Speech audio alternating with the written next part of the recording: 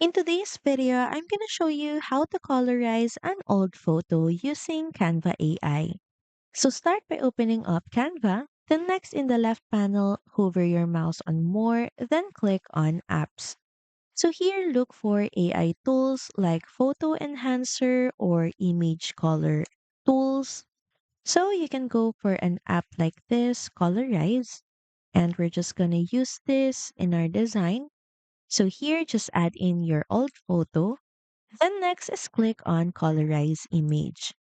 Once generated for better results, you can adjust manually by using filters, color settings, and effects to make the photo look more natural and vibrant.